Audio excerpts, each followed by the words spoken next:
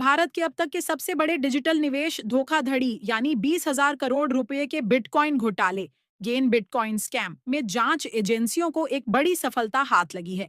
केंद्रीय जांच bureau CBI ने इस पूरे षड्यंत्र के पीछे के तकनीकी दिमाग माने जाने वाले आयुष वार्ष्णेय को गिरफ्तार कर लिया है। डार्विन लैब्स के सह संस्थापक आयुष वार्ष्णेय को उस समय हिरासत में लिया गया जब वह मुंबई अंतर्राष्ट्रीय हवाई अड्डे से देश छोड़कर भागने की फिराक में था। दिल्ली की राउज एवेन्यू कोर्ट ने मामले की गंभीरता को देखते हुए आरोपी को 30 मार्च 2026 तक न्यायिक हिरासत में भेज दिया है। यह पूरा मामला गेन बिटकॉइन नामक एक पोंजी स्कीम के इर्द गिर्द घूमता है जिसे दिवंगत अमित भारद्वाज और उसके भाइयों ने साल 2015 के आसपास शुरू किया था। इस योजना के तहत देश भर के हजारों निर्दोष निवेशकों को यह लालच दिया गया कि यदि वे अपने बिटकॉइन इस प्लेटफॉर्म पर निवेश करते हैं तो उन्हें अगले 18 महीनों तक प्रति माह 10% का सुनिश्चित रिटर्न दिया जाएगा। शुरुआती दौर में विश्वास जीतने के लिए कुछ निवेशकों को भुगतान किया गया, लेकिन जैसे ही निवेश की राशि हजारों करोड़ों में पहुंच गई, आरोपियों ने भुगतान बंद कर दिया। जब निवेशकों ने दबाव बनाया तो उन्हें जबरन एक नए डिजिटल टोकन एमसीएपी में स्विच कर दिया गया, जिसकी बाजार में कोई वास्तविक कीमत नहीं थी और अंततः निवेशकों की जमा पूंजी शून्य हो गई।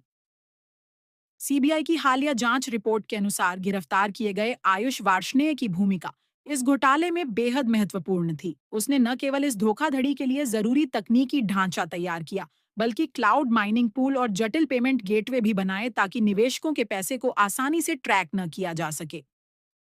जांच एजेंसियों का मानना है कि आयुष ने घोटाले के पैसे को विदेशी क्रिप्टो वॉलेट्स और शेल कंपनियों के जरिए ठिकाने लगाने में मुख्य भूमिका निभाई है।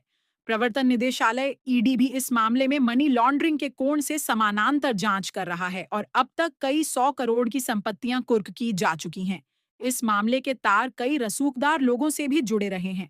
हाल ही में महाराष्ट्र विधानसभा चुनाव 2024 के दौरान गौरव मेहता नामक व्यक्ति के ठिकानों पर हुई छापेमारी ने इस मामले को राजनीतिक रूप से भी गरमा दिया था। वहीं बॉलीवुड अभिनेत्री शिल्पा शेट्टी के पति राज कुंद्रा का नाम भी इस जांच के दायरे में आया था। हालांकि फरवरी 2026 में मुंबई की एक विशेष अदालत ने उन्हें यह कहते हुए जमानत दे दी कि घोटाले में उनकी सीधी संलिप्तता के ठोस सबूत फिलहाल मौजूद नहीं हैं। सुप्रीम कोर्ट के हस्तक्षेप के बाद इस मामले की बागडोर सीबीआई को सौंपी गई थी, जिसके बाद से जांच की गति में तेजी आई है। एजेंसी अब उन अन्य सहयोगियों की तलाश कर रही है जिन्होंने अमित भारद्वाज के निधन के बाद इस अवैध नेटवर्क को चालू रखने में मदद की। यह मामला न केवल वित्तीय धोखाधड़ी का एक बड़ा उदाहरण है, बल्कि यह उभरती हुई क्रिप्टो करेंसी तकनीक के दुरुपयोग और निवेशकों की सुरक्षा पर भी गंभीर सवाल खड़े करता है। सरकार और नियामक संस्थाएं अब इस घटना के बाद डिजिटल परिसंपत्तियों पर और कड़े कानून बनाने पर विचार कर रही हैं, ताकि भविष्य में आम जनता की मेहनत की कमाई को ऐसे डिजिटल लुटेरों से बचाया जा सके।